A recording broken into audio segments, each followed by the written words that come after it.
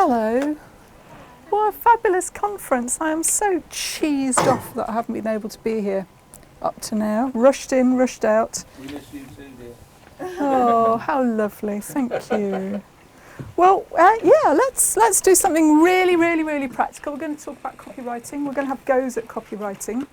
I think it's worth just pointing out before we start that you can write the most beautiful copy in the world. But if you're sending out things that look like that, it's going to make not the blindest bit of difference. Does anyone know if what they're sending out with their emails comes into people's inboxes looking like that? We'll talk about that in a bit, yeah, because it's worth checking, because it kind of makes all that time you've spent crafting perfect copy completely pointless, doesn't it? We'll talk about that in a bit. So what we're going to do is we are going to look at audiences. We're going to kind of start from the audience's point of view, and I've got the best job in the world because one of the things I do is I go around talking to audiences, and you should just hear them talk about what we say about what we do. Ooh, it's heartbreaking. So I'll kind of let you in on some of the things they've asked me to tell you. What do they think of what we write? Yeah. And let's kind of try and walk in their shoes for a bit. Let's kind of look at all the research there is about how audiences engage with what we do and see what that means for what we write. And I'm afraid everything boils down that most of us went to college. And it's a catastrophe, frankly. And we'll talk about how to get round the fact that you went to college. We're going to talk a lot about persuading people, because I think that's what we forget to do. So we'll look at why they need persuading and how we can persuade them in lots of practical ways. And I'm going to give you a gazillion top tips. Some of them are not going to work for you. Some of them are just going to be, you're going to look at me and go, I can't believe you just said that. Forget it, because the next tip will be something that's going to help you. So we're going to try out lots of stuff. I'm not going to put you on the spot, but we're just going to practice, test out things. And if they work, keep them. If they don't, chuck them. So loads of top tips there. So let's start with, you've got an A5 piece of paper and a great big fat Sharpie, which I want back at the end. I did this a couple of weeks ago and half my Sharpies vanished. So I want them back. Ha. Grab your piece of paper, write nice and big for me with your Sharpie, because let's take a punt. What percentage of the UK population said they visited the cinema at least once a month in the past year? Once a month. Said they did or actually did? Said they did, because we don't know if they actually did. They could be lying through that. It's unlikely because of the way the research is carried out. So it's likely to be accurate, but we without implanting a chip in their brain, it's a bit difficult to tell. So we'll be writing this down. Nice and big. Nice and big. What percentage of the UK population said they visited the cinema at least once a month? We're taking a punt. Ooh. Let's have a look. Okay, some of you have written big, and some of you are really testing my eyesight. I think we got 15, 38, 8, 5, 45, 3, 40, 65, 1, 20, 30, 10, 20, 20, 30, 53, 22, 5, 5, 65, 4, 45, 60. Wow! So we've gone from 1 to 65. Can I ask a really stupid question? What does that say about our worldview? So let's imagine that we think that 1% of the UK population goes to the cinema at least once a month. What does that mean for how we see what we do? That not very many, it's useless because not very many people want it. Yes. It's irrelevant. Conversely, it could mean that we see that there is a wide spread of diverse activities that a massive population may want to do. So they might be so busy doing other things that we've got to fight for space. Yeah, it's not a comment so much on the value of what we do. It's About more them. like looking at. What So they're they do. so busy that we have got to fight like mad to get their attention and get, yeah, okay, I like that. What happens if we're at the other end of the room and we think that 65% of people come once a month? Wide optimism. Hugely optimistic, yeah, and then Setting yourself up for quite. really, really depressed when they don't show up. Yeah? What else? I don't know. What else does that mean about the way you see the world? You're communicating to like more than half of the population. Yeah, so you assume that more than half the population is going to be interested in what you do, yeah. Whereas I think if we, at the other end, you think we're communicating with a tiny minority who are actually going to understand what we do. And also Yeah. it's like if you're trying, like if you assume that it's 65%, then it's less of a struggle. Like you're speaking to like a friendly audience, somebody's like likely to go anyway, rather than. Yeah. And actually, maybe that makes us a bit complacent, perhaps a little teeny bit. You know, they're interested, they're up for it. We've just got to tell them it's on, and then we can. Yeah, it's interesting. Wow. So that could also say that we are doing very different kinds of activity, actually, as well, couldn't it? For very different communication, for very different communities. So it could be we've got this huge range because we've got this range of things that we're about. Okay. Interesting, isn't it? So it's kind of like smack in the middle, really. Wow. Yeah. So just under a third of people are so like cinema so much that they're going once a month. What about the nuts, the cinema nuts? Write it down nice and big so I don't have to do this. People who go to the cinema 50 times a year. People have got those gold passes from Showcase. But don't forget, we're talking about any sort of cinema here. Wave them in the air. Oh, 4, 1, 5, 20, 2, 2, 4, 6, 4, 10, 10, 8, 5, 3, 5, 3. I've not done your row. 5, row at the back, next to the back. 7, 5, rough. 3, 5, 10, 5, 3. We're kind of in the same ballpark, aren't we? Still quite a big difference between 1 and 10, though. Yeah. It is 3. It is 3.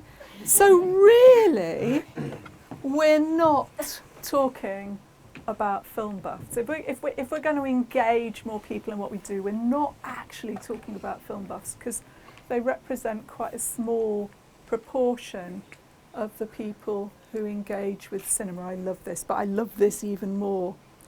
And actually, it's probably about this. You know, who are we talking to? Are we talking to the film buffs who would probably come anyway? Somebody said that earlier. Or are we talking to moviegoers? I don't know.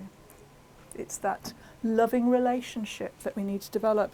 And I think that's what copy's about, really. So let's talk about how ticket buyers choose. Because I've got good news and bad news, and it's the same thing. And that is that film is just the excuse for wanting to do a whole load of other things.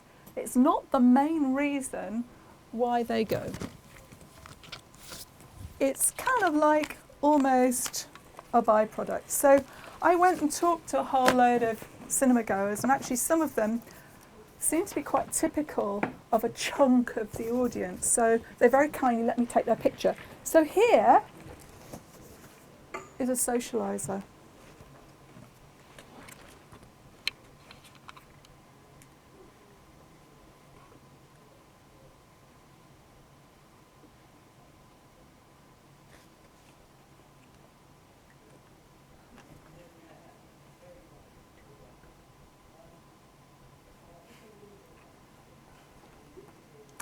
Can you guess what type of film she was actually seeing? Really depressing, Russian, subtitled, very, very slow. Yeah. Interesting, isn't it?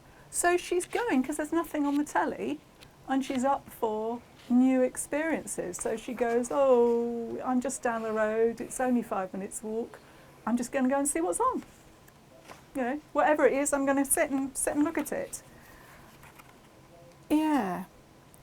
If you'd have asked me to take a punt at what this group of people, there are about 60 of them watching this Russian film in Stanford Arts Centre, what they would have said, I think the last film I'd have suggested was Gone with the Wind. But yeah, there we go. Here's another one. He loves classical music. It's not the main thing he sees at all, though. Film. And he's loyal to the Arts Centre. He feels comfortable at the Arts Centre.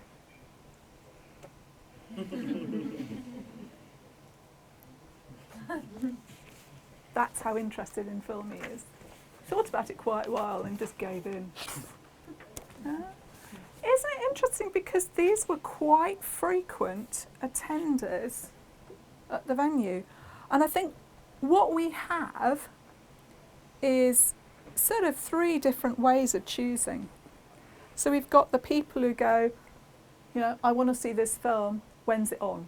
They've made their mind up, you're the most convenient place. They might actually see when the most convenient time is, if they're lucky enough to live in Manchester. If they live where I live in Grantham, they'll be lucky to see it at all.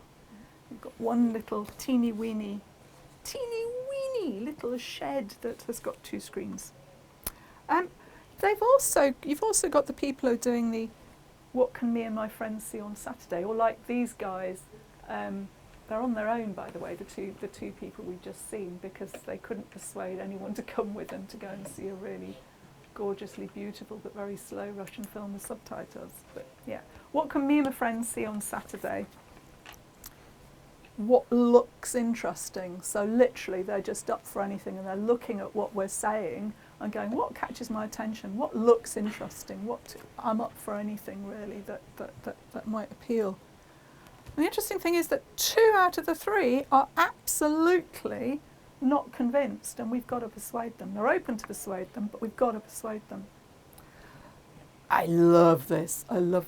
I'm gonna show you things that somebody in this room possibly has written. So if you want to own up to it, you can.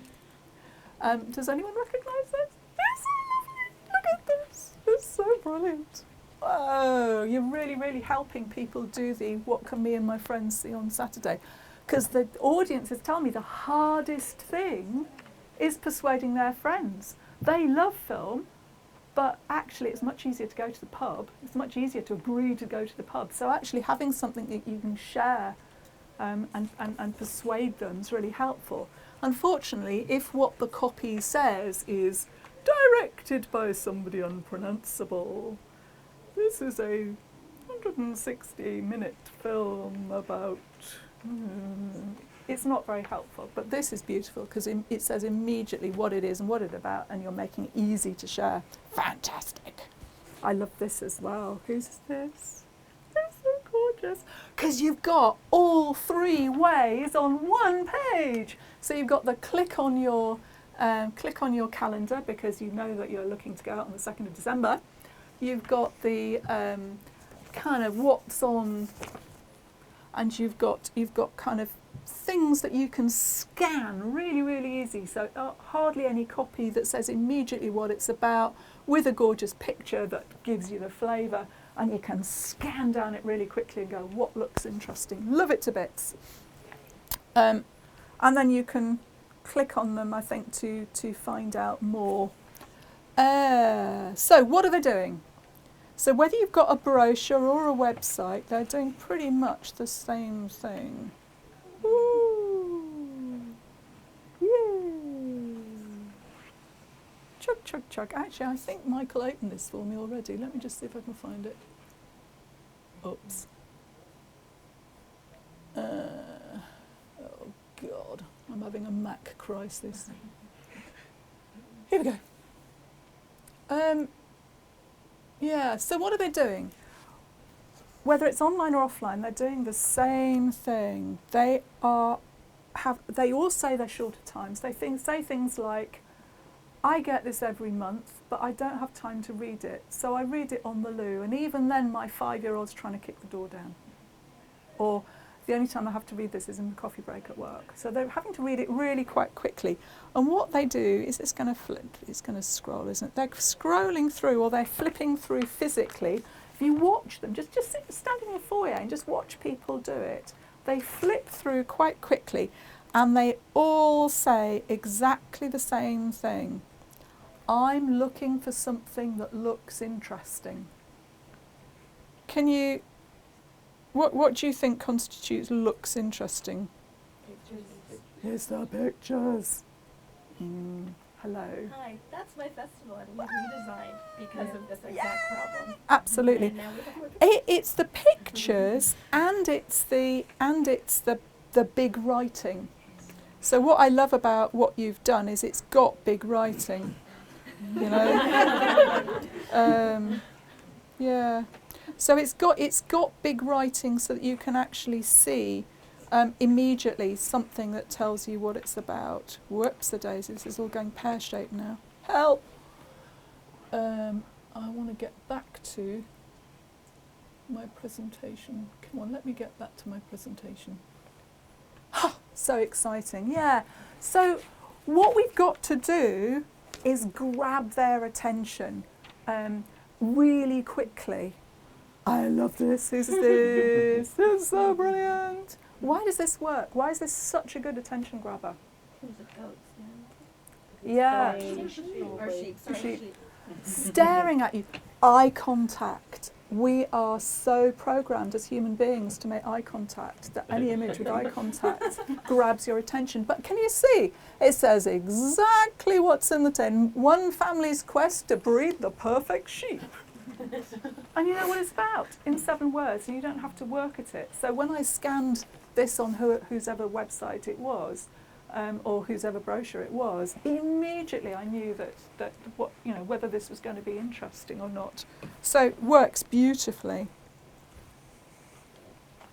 Whose is this? Yeah. Great it's ours. website. It's New Horizons. It's New Horizons. Woo, cool. Great website, but it's quite difficult to scan because there's no pictures and no big writing. So if you don't already know the film, it's quite difficult to choose what you might be interested in, because you've got to click on something, go to another page, come back to the list, click on something, go to another page. So you can't do that shortlisting thing. Wouldn't it be great if down here there was just 7 words under each title that said what it was like, what it was about? Just 7 words.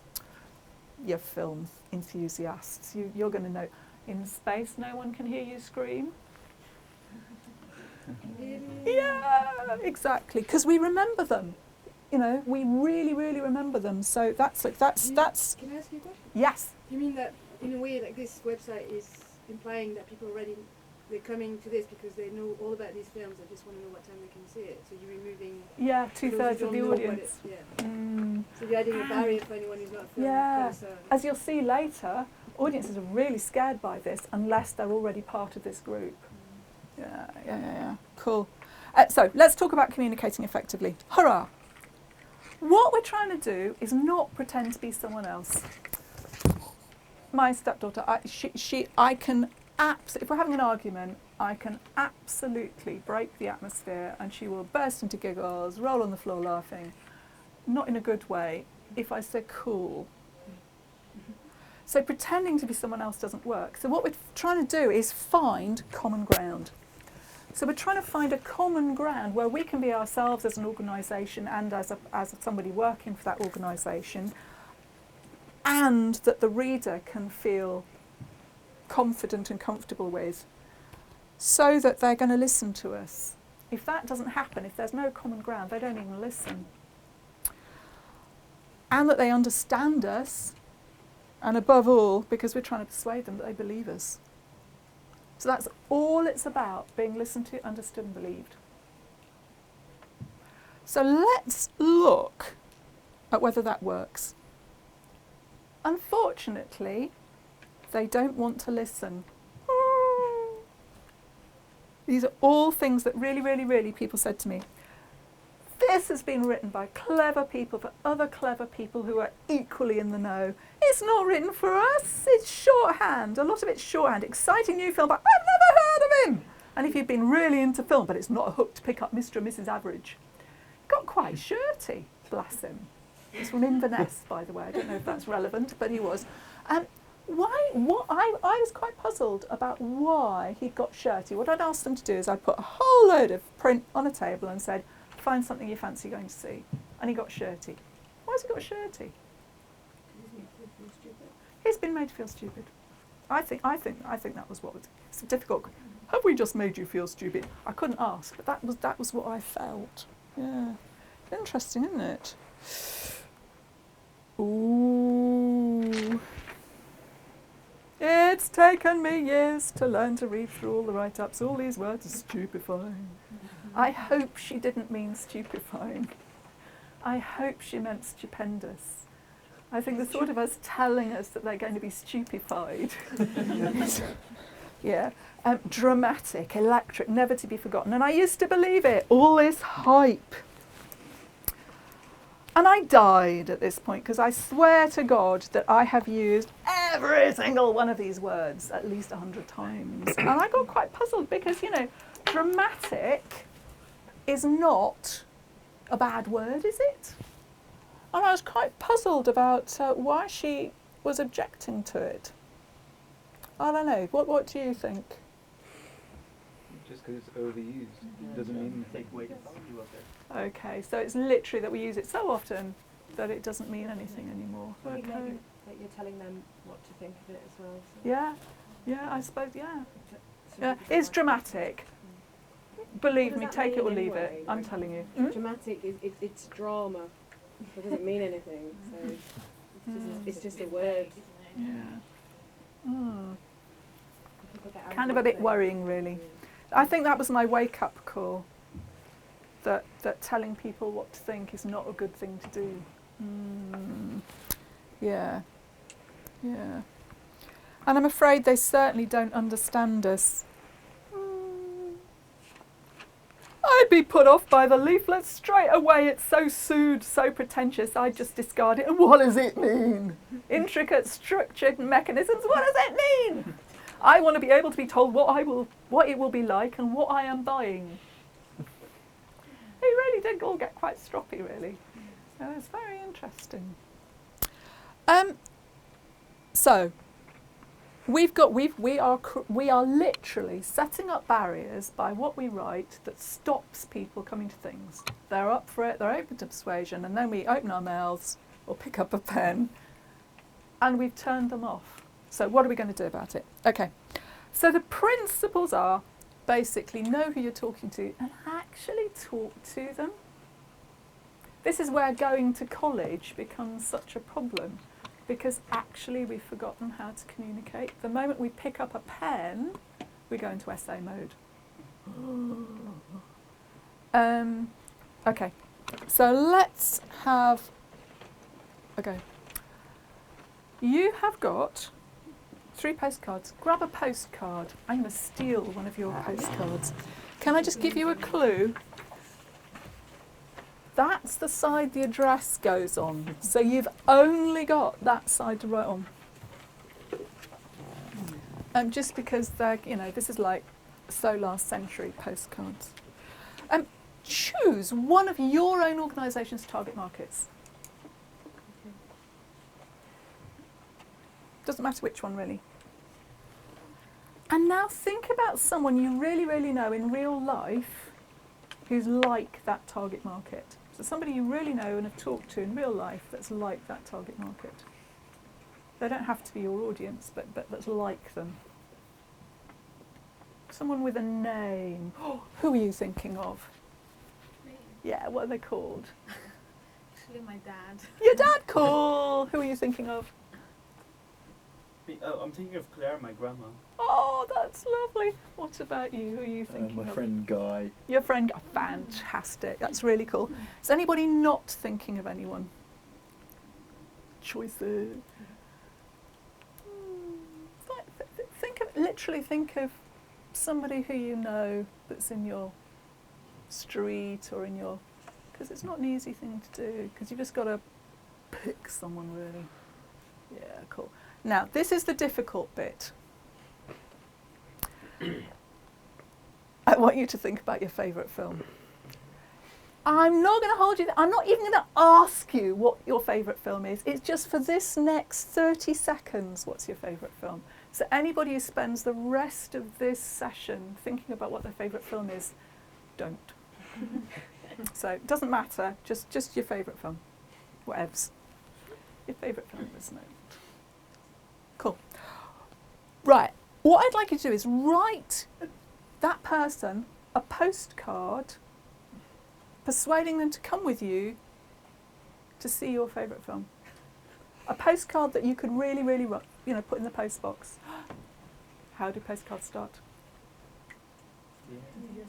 Yeah, absolutely. Go for it.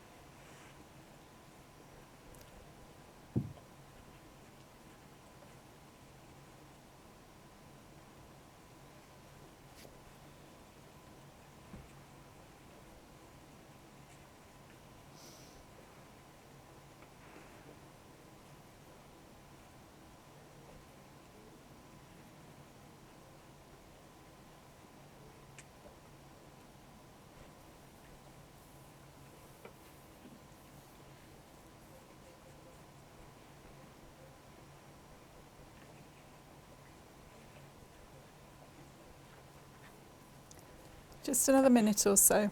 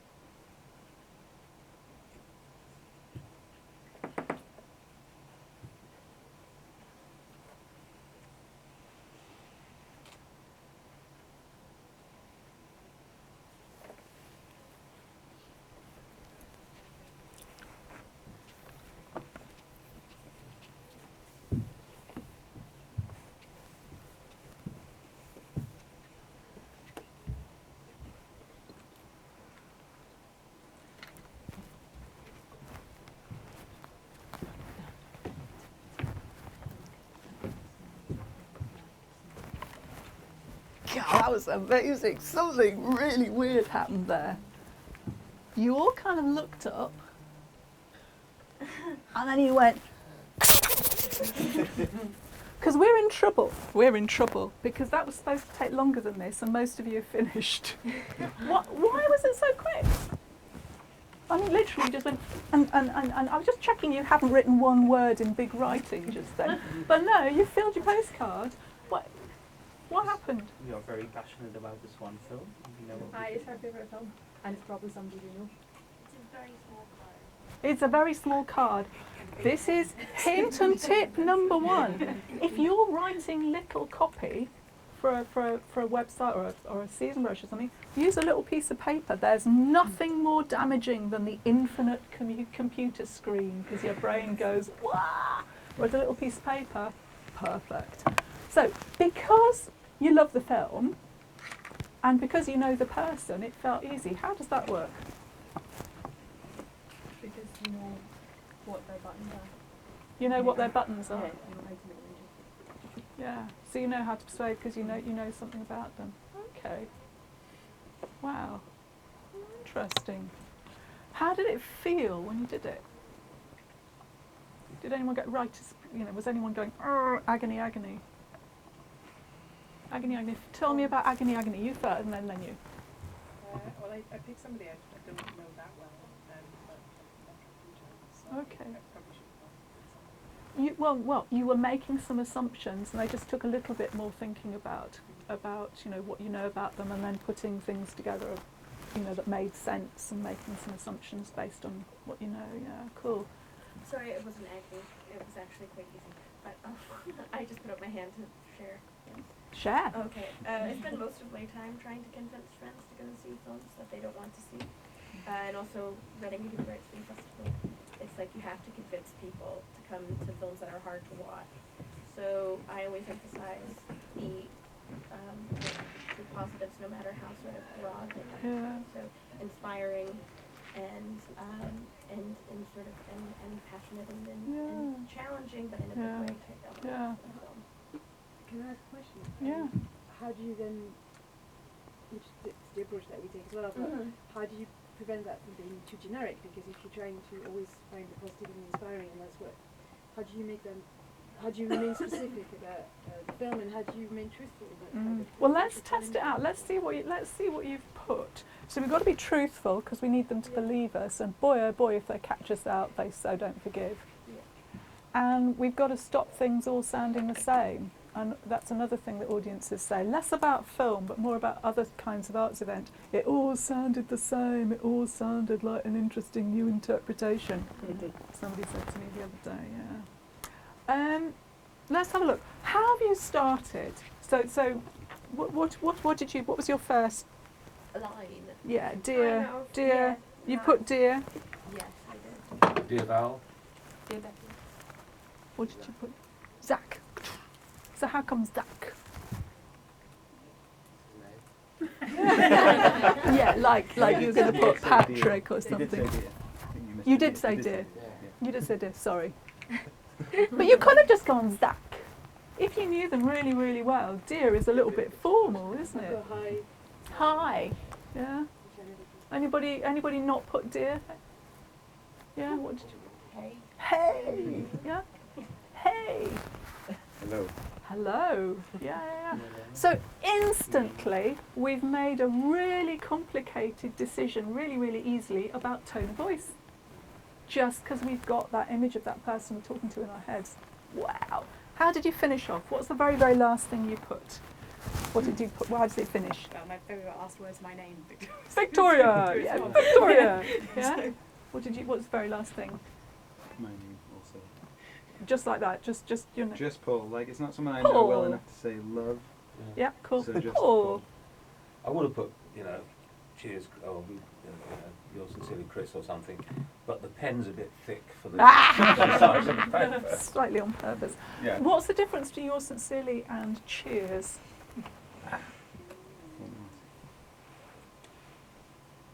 Just the tone, isn't it? Yeah. What does yours sincerely do?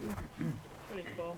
Yeah, it's a bit. It's just not on the- Whereas cheers is hey, jolly, all the rest of it. Yeah, it's a big difference, isn't there? But isn't there a generational difference about this? If Yeah. you're writing to the Yeah. generation of people Yeah. who actually wrote postcards, Yeah. um, Oh, watch it, watch it. What? Do you know what? Somebody started going on about the over 55s and started using the word crumbly. Wow. As someone who is 54. Yeah. I'm not. No, it's I know, yeah, it's a yeah. serious point that there are people who used to, Yeah. and in a lot of cases, because Yeah. they're not web wise, Yeah. still do use letters and Yeah, yeah, yeah. postcards. Yeah. I still get Yeah, slightly yeah, cool. irritated. So what you're saying is, you know from thinking about the kind of person that you're Yeah. talking to, who that is, and you would choose yours sincerely, and Yeah. it would be absolutely appropriate. And if you put cheers, they would be going, "I'm sorry, excuse me," you know, because you're being I over get familiar. Yeah, irritated when I perfect. get emails Yeah. from people that I've never dealt with before, cold calls from. Yeah, yeah. Hi, Chris. Yeah, Who the hell are absolutely. you? So the tone of voice thing is really, really important. So how you start and how you finish is so important. Why is that bit at the end really, really important? Well, it's saying who you are, so it's Yeah. kind of a statement of all of the things I've just said belong to me. Yeah, I'm a real person and I'm really, really talking to you and I really, really mean it. Yeah, absolutely. Whereas if it's without that bit at the beginning and bit at the end that says I'm really talking to you and I've thought about it and this is, you know, I put my name against what I've written because I believe it, and actually it becomes a... Now obviously you can't put dear whatever and lots of love thingy in your season brochure. I know that. But there's so much where we could do that and it makes such a difference.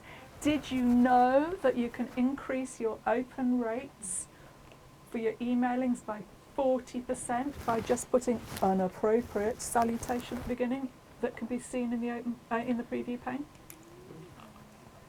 It's amazing, isn't it? Just because they go, this is not spam, it's actually addressed to me, they must mean it.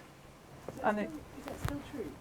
apparently, I talked to the Blessed Susan Hallam the other day and she said it's still true. So if you put Preview their pane, it's name- got to be so if visible it in the says, preview pane. Hello, Anne.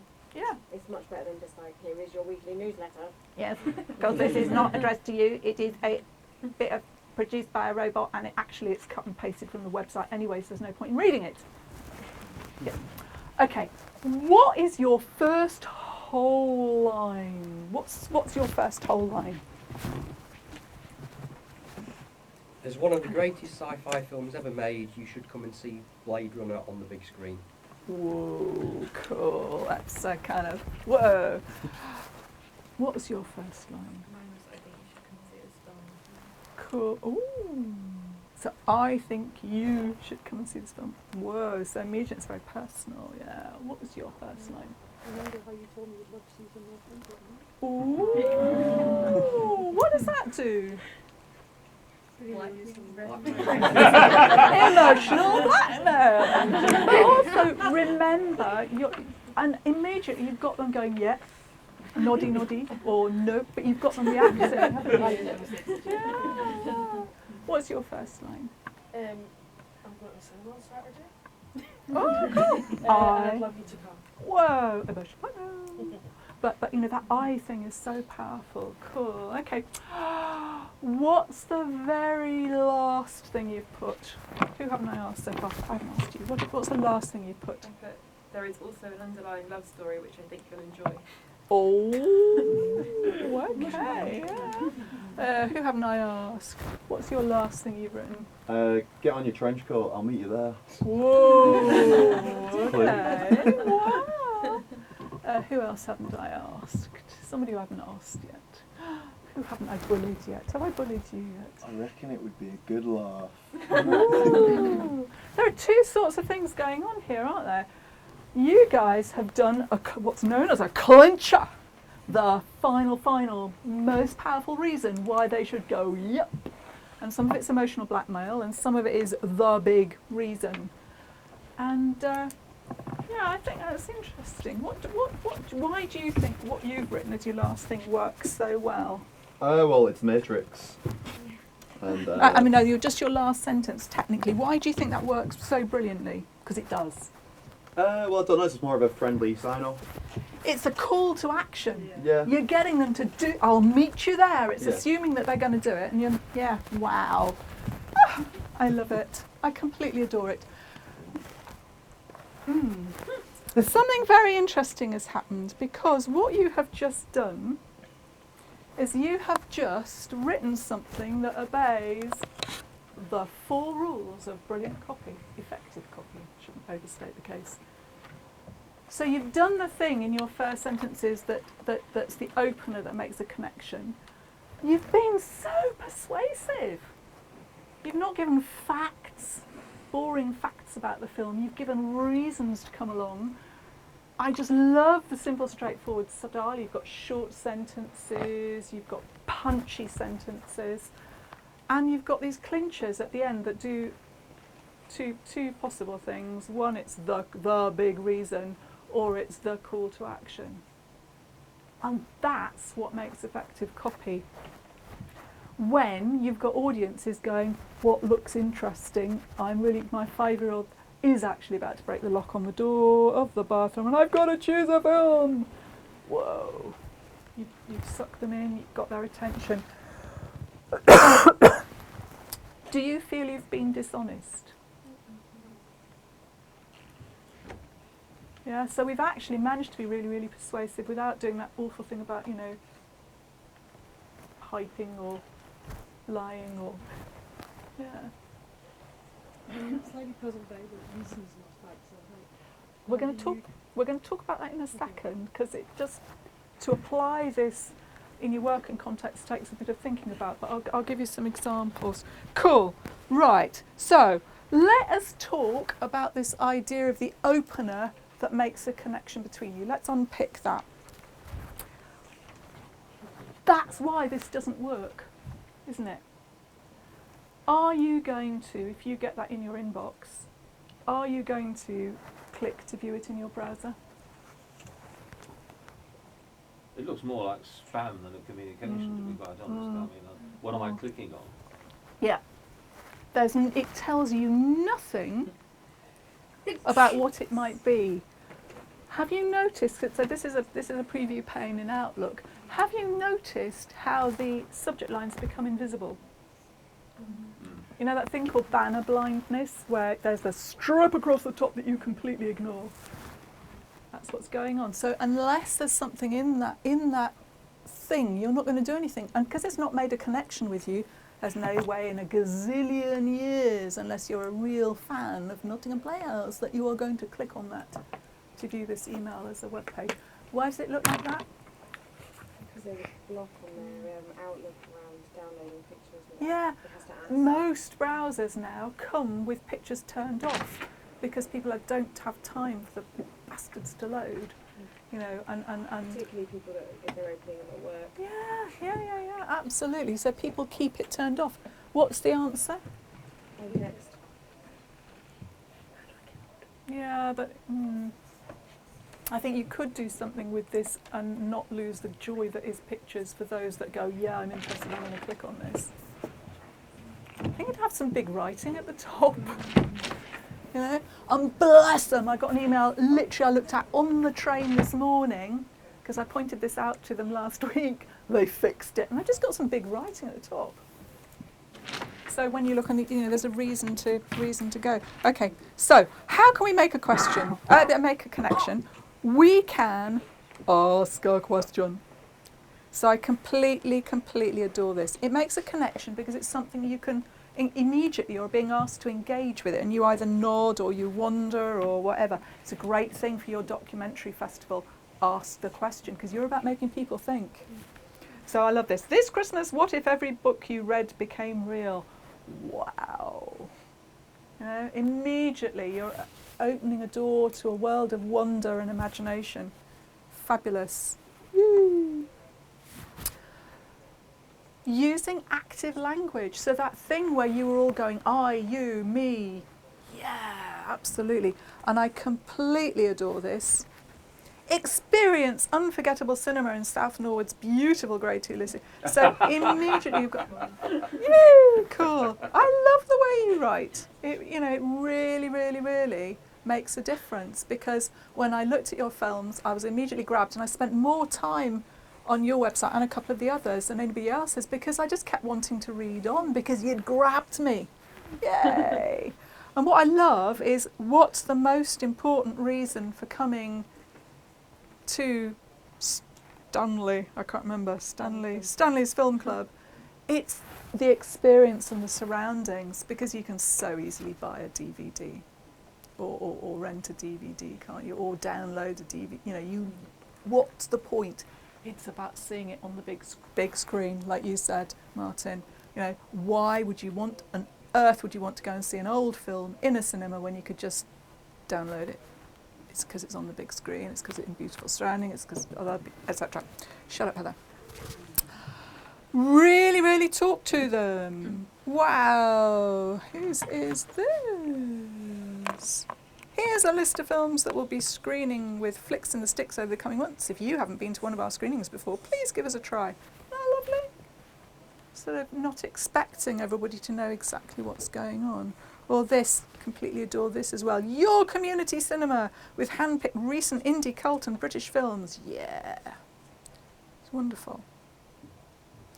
The other thing we need to do, now this is interesting because not a single one of you could I find, and I spent about a day looking at all your websites and brochures and things like that, not a single one of you did this. And that's grab people's attention. So because I couldn't find a cinema example from in the room, I've got a couple of drama examples. So grab their attention that makes them go, yeah, I'm there. So this is my favourite piece of copy at the moment. 3rd of May 1979, South Wales. Thatcher is counting her votes, Sid Vicious is spinning in his grave, and 6 Welsh miners are trapped down a coal mine. Whoa, that's so powerful, isn't it? You are immediately there. Why does that work? Why am I getting excited?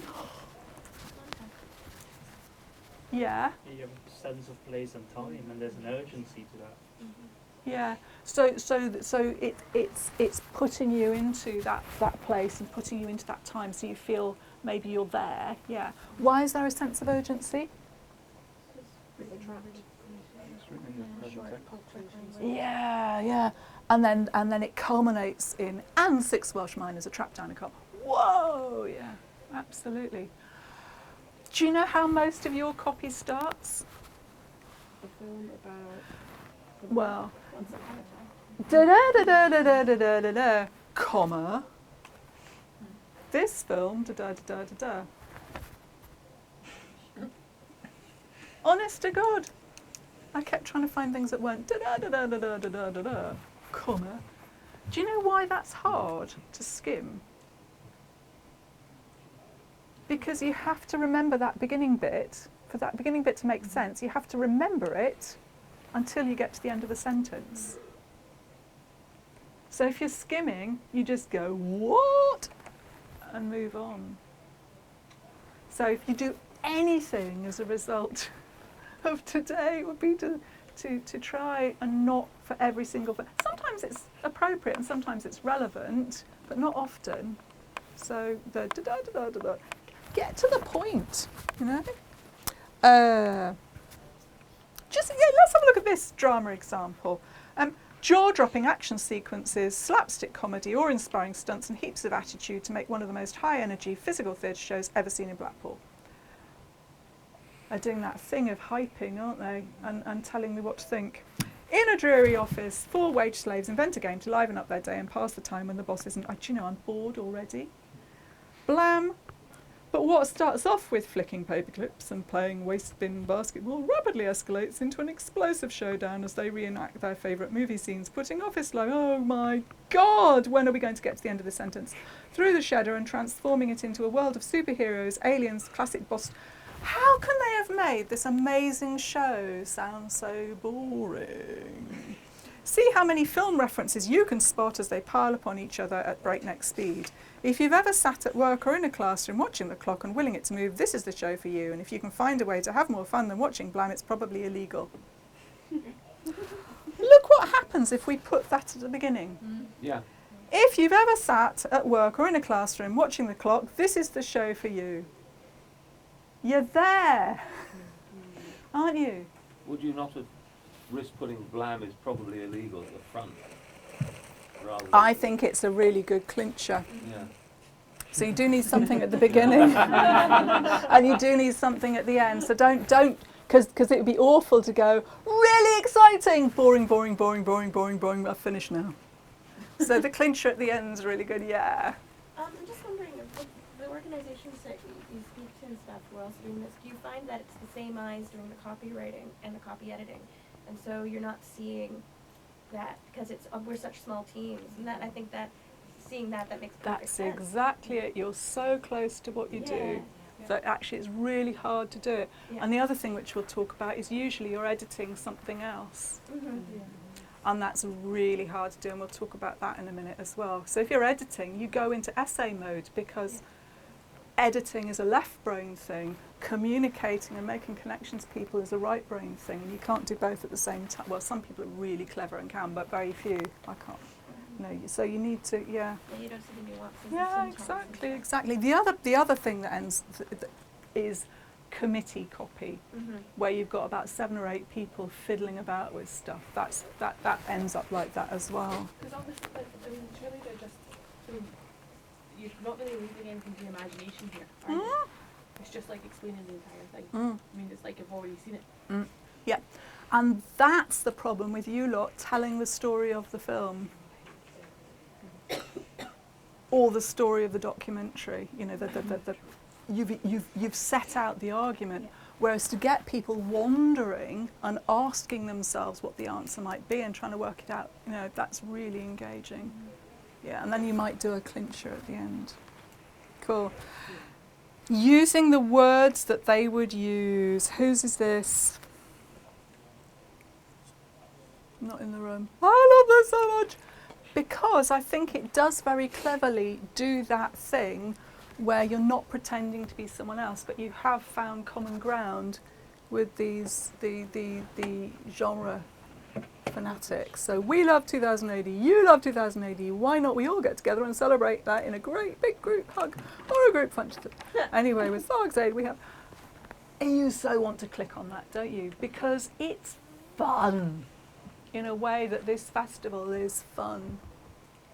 Love it to bits. Martin, I think you do this really, really well with your festival, your children's festival. You know, that actually you make it sound such good fun. And you don't pretend to be a kid, you know, you do make that happen by still being your quite serious organisation. What we try and do is we work with young people, so we write the copy for the film, but we ask them for 7, 10 words in their words so that they are speaking directly to someone. Yeah, perfect. So you do that 7-word headline-y thing because it's coming from them, so it's what they think is important in their words. Yeah, great, cool, brilliant. Okay. Sometimes we have to warm up, and that's because we've been to college as well. We're in essay mode, so you have to do that introductory paragraph where you lay. So have a look at this. While investigating, does this belong to anybody? Can't remember whose it is.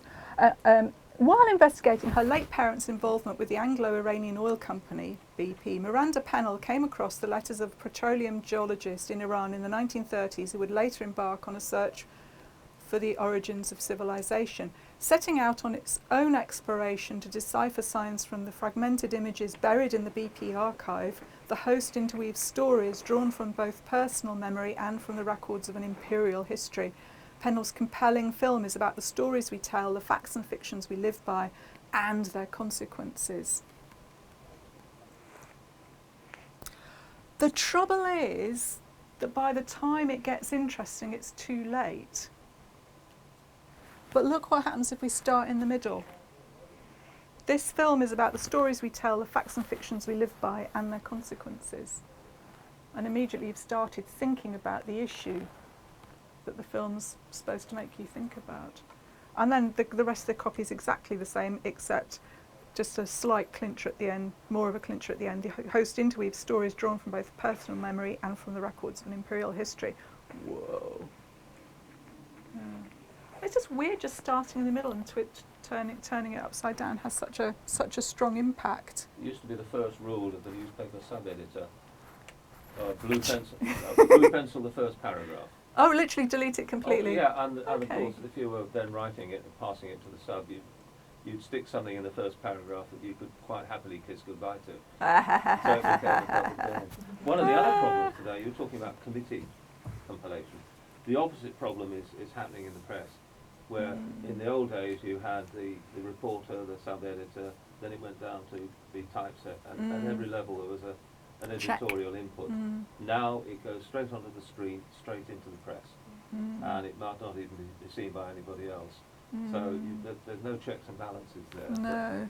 You do get some immediacy if you're doing this sort of thing. Yeah. Cool. Okay. So we've talked about how brilliant you are at writing effective copy that obeys all those rules, and it was interesting that we had people asking questions to start off with. We had people, doing all of those things that we've been talking about in terms of starting off. How do you do it when you actually don't live with your audience and don't know everything there is to know about them?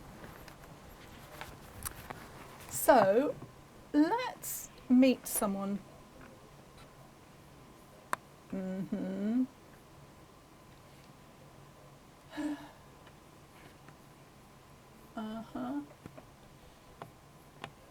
going to double click on that to make it big. Yay! And I'm going to press play. I'm Anna, I'm 35. I have 2 little girls and I have my own business. I'm a very busy mum, very busy lady. My partner's Matt and we run a local pub which keeps us both very busy.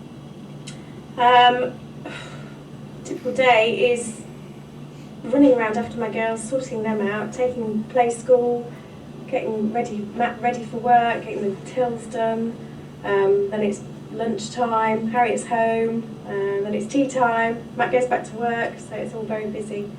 And then 2 days a week I work as well in the kitchen, so that's very hectic, but I managed to leave the girls to Matt then. I don't have much spare time, but when I do have spare time, it's very precious in what I do with it.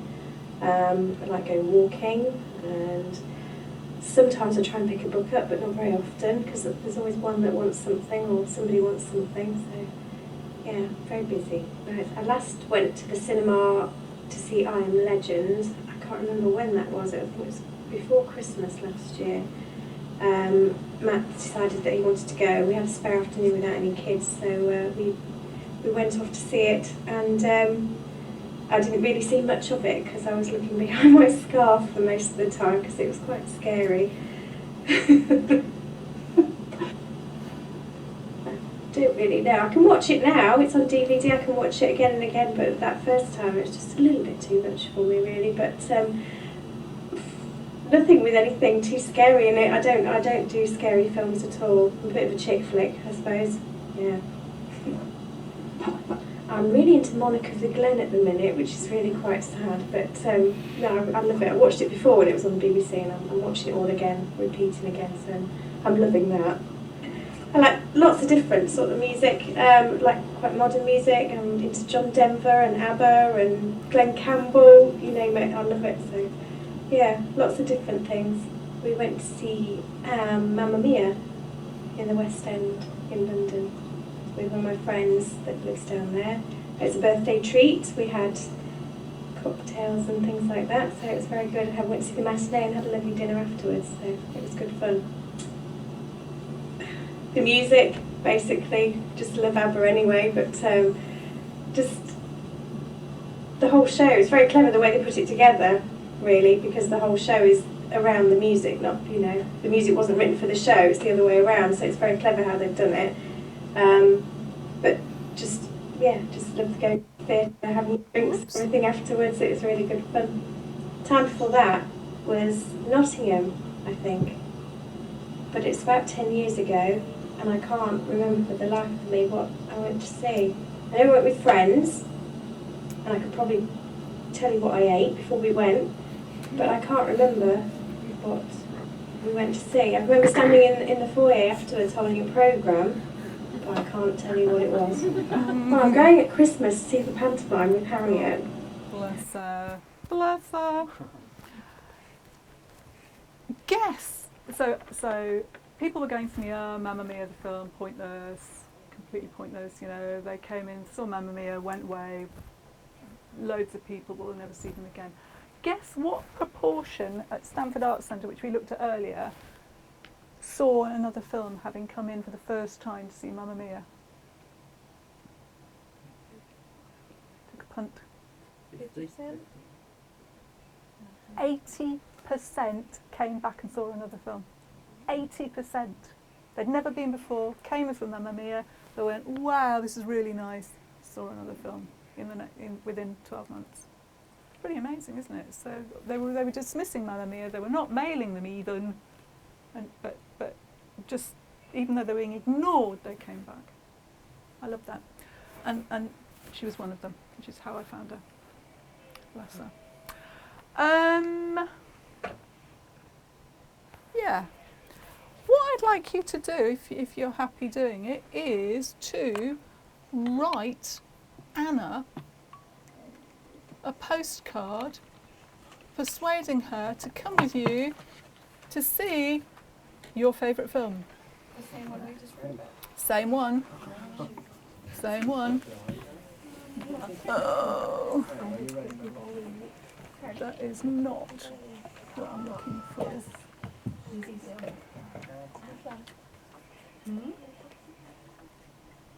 The same film, but this time persuade Anna to come with you. And if it's not the kind of film she says she'd like, just think how you'd persuade her. What's her name, sorry? Anna.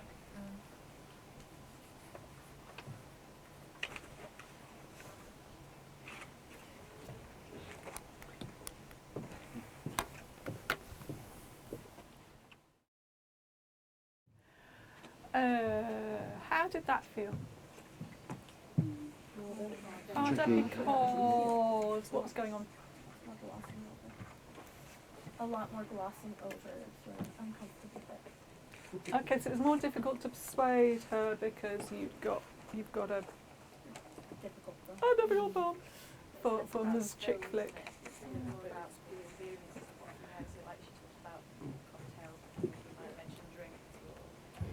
Yeah, yeah, it's the experience rather than, yeah, cool. So that's interesting. So what you've done is found things that she likes and talked about those a lot. You're not pretending it's not, but you're emphasising the things that you know she'll respond to. I really couldn't find anything that related to what I know to be her interests or her. And I know she's got very little time to go and see anything. Yeah. I couldn't see how she could come and see this as someone who's been to cinema once in the last 2 years. So what was the film you were talking about? It's a documentary about biodynamic farming.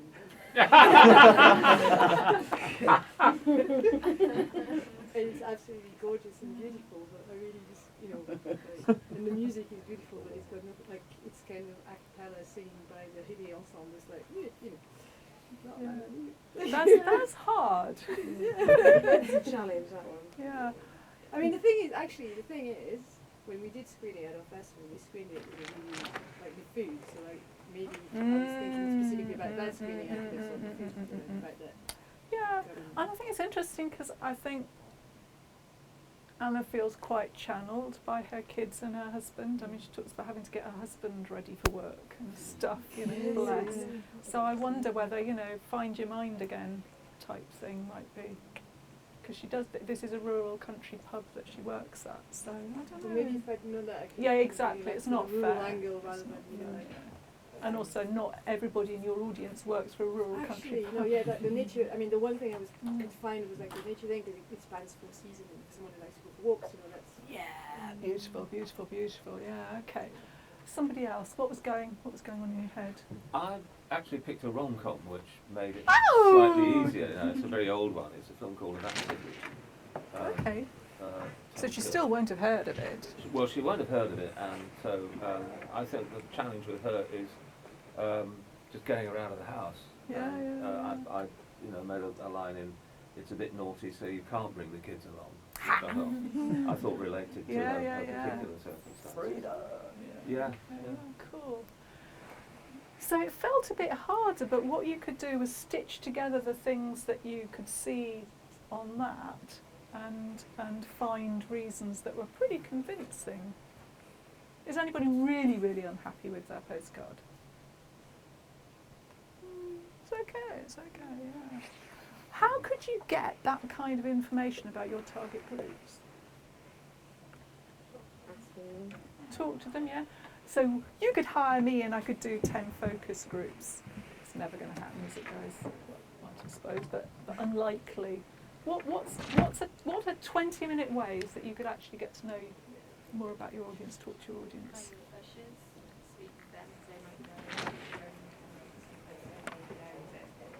Yeah. You'd even brief them to earwig. Yeah. They already do. Cool. Yeah. So feedback. You can actually go and sit in your calf as people come out and see what they're talking about. This thing about use the words they use is really, really powerful. So I love what Martin does, where he's actually asking his audience, you know, what are the 7 words you'd use? Do that thing. Just sit in earwig in the. Is that a word, to earwig? Eavesdrop is what I mean. In the cafe or stand outside, or get your team to really listen and remember the words, because what we tend to do is make them all sound a bit more grown up. You know, we tend to reinterpret them a bit more proper. But it's the actual words that become really, really interesting. Yeah.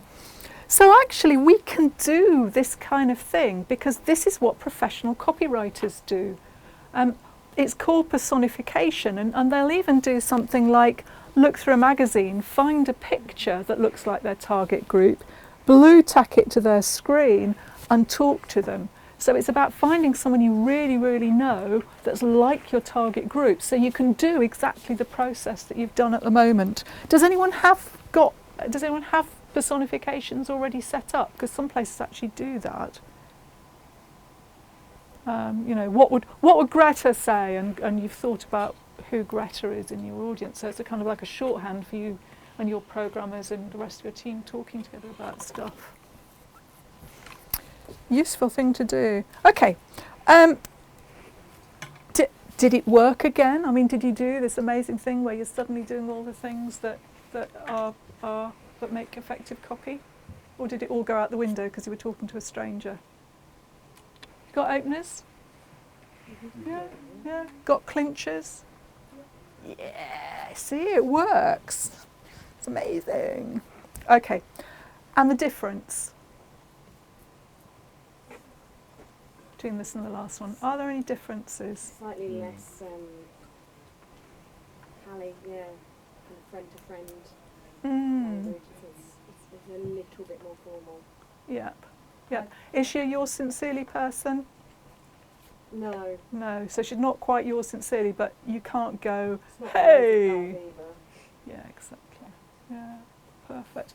So just because you've got this picture in your head of who they are, you're actually being really effective again. So let's do this next bit. Reasons, because I promised. Reasons, not facts nor hype. Audiences are like this. They really are up for new experiences, but they want to take carefully calculated risks. So they need persuading. Just telling them this. It's like we're going, it's on, take it or leave it. And they leave it. So we need to persuade them.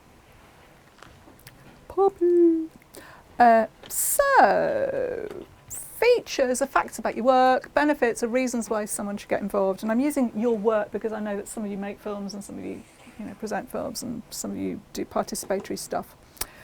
The YouGov research says cinema retains its audience because of the quality of the viewing experience. I've just plucked a fact from the research at random. So actually, instead of saying we show classic films, why on earth would somebody want to go and see Mamma Mia, when they could get the CD for a £5 from Morrison's, DVD for a £5 from Morrison's. But if you say, step back in time to the golden age of movie going, if you're doing really classic films, or even I love this, the raddest of retro vibes, iconic one-liners and fist-pumping amazing cinema. Whoa, different target audience, isn't it? But equally powerful, because you're giving them a reason to go, a reason to actually step out the door instead of sit down with microwave popcorn. And you do it already. Some of you, you're amazing. So, home of the Edinburgh International Film Festival, that's dull, but the bit at the top is films worth talking about. So that thing of why on earth would you want to go and see a hard documentary about dairy farming? Well, it's something to talk about, you know, in this age of da-da-da-da, you know, supermarket food, all the rest of it. Or rediscover, whose is this? Rediscover the magic of a night at the cinema. Way. Or 3D films at 2D prices. Yeah, reason to go to here and not somewhere else. Or I love this. Find your film. Why on earth would you go to a film festival? Find your film. Yay. It's really cool. Instead of an early 70s ode to the wild passion, attrition and danger of motorsport, comma, Le Mans is arguably far more fascinating now than at the time of its initial release. Yeah, it's not really. Yes, it is. The words are hiding the fact that that is a really good reason to attend. Because of the way that sentence framed, you've hidden the fact that actually this is more interesting now than it even was then. Reason to go and see it. Cool. Love this. The perfect set of 7-word, you know, summaries. You can so just look at this great array of, it's like a chocolate box, because it says, as you look at this amazing screen, exactly what you're going to get. So, you know, real life, colourful, hell on who's, I am so there. And that's actually not an easy film, is it? Easy film? No. Whose is that? No, but it's given you a way in that you can then sort of talk about more. Or Kane and Keitel on unmissable form. Okay, it's assuming that they're not going to go who, but you've got the pictures, that's all right, because people can't remember people's names. Yeah, cool, okay. It's about walking in their shoes, this, and you've just done that beautifully with your 2 postcards. The BFI research is really, really helpful because it says, this is the Film Avids research. It gives this gorgeous list of why people go to film based on hundreds of, actually dozens of focus groups. Enjoyment, to manage their emotions. You know, I'm feeling really anxious and I'm either going to see something cheerful to cheer me up or I'm going to really let it all out and weep buckets at something. Literally, they're regulating how they feel by going through those experiences. Social currency, that means something to talk about. Escaping their worldly cares, poor Anna. Being inspired, helping them through their rites of passage, divorce, marriage, whatever, all those people sitting on their own weeping through movies are, you know, actually managing that process. To belong, to be with other people who are interested or engaged or thinking about the same things, to be different, see the world through different eyes. That's a really big one. Loads of people, even if it's not about them, they want to experience what other people experience and have a window on the world. Gaining knowledge and understanding in an accessible way, that means that feels easy rather than being rather than being interpreted in any way, but it just accessible as in feeling easy to understand. Dairy farming in Denmark, you know, I've actually understood something about the environment in a way that's been really engaging and interesting and easy to do. Yeah, cool. And above all, enjoyment. How many of you write copy that sounds fun?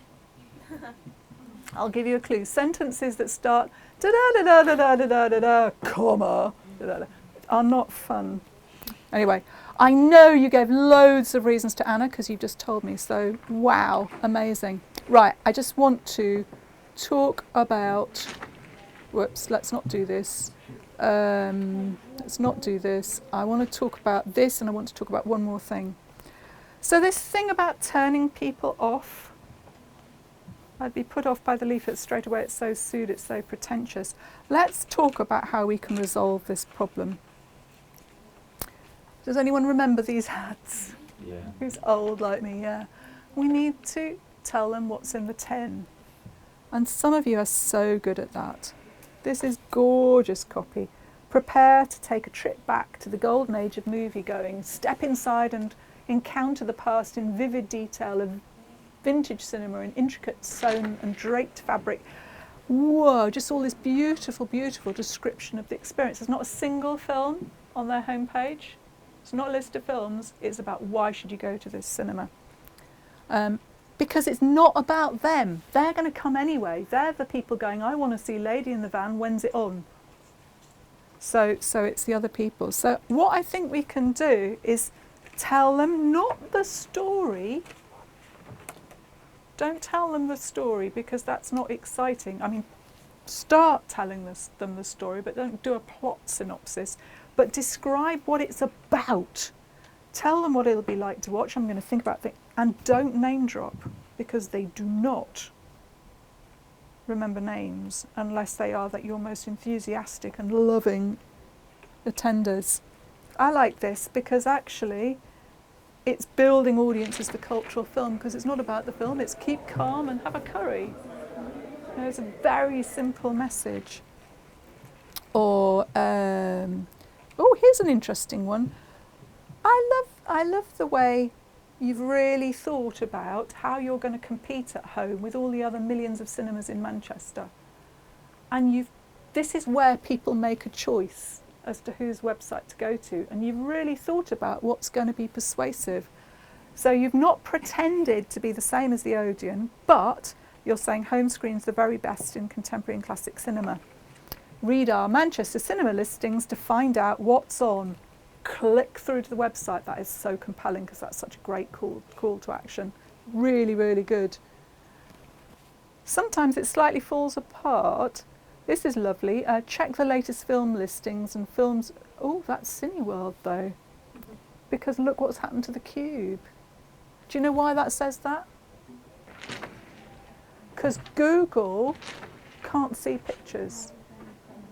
And if you don't fill in this thing called a meta description, which is sitting in a table behind each page of your website, what it'll do is it'll look on the website and it'll find something that's going to look like text. It doesn't know what it says, it just slaps it in there. So meta description, what's in the tin? Cool. Right, I'm just going to skip to one last thing. Yeah, here we go. Do you know what the average reading age of people in this country is? 9. 9. Adults, and that's adults. The average reading ability of people in this country is 9.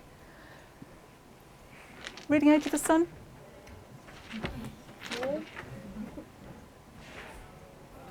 It's only just below average reading attainment. Reading age of the Guardian? It's only just above. Copywriters say we should be aiming at 12 because that's the best balance between complex information and accessibility. Do you know how you can tell? Microsoft Word's got a tool that tells you. But you just have to switch it on. Yeah. So I looked at this piece of copy and it's got a reading age down at the bottom here. This is what comes up when you do a spell check if you've switched on readability. And so because this is school year, it's American so it says grade, it's school year, you've got to add 5 to it. So add 5, that's a reading age of 18! It's more difficult to read than The Guardian. So one of the first things we should be doing is just checking our copy with the Microsoft Word boring readability indicator and just, do you know what the problem is? What's the what's Loads of words in a sentence. Yeah, it's really long sentences.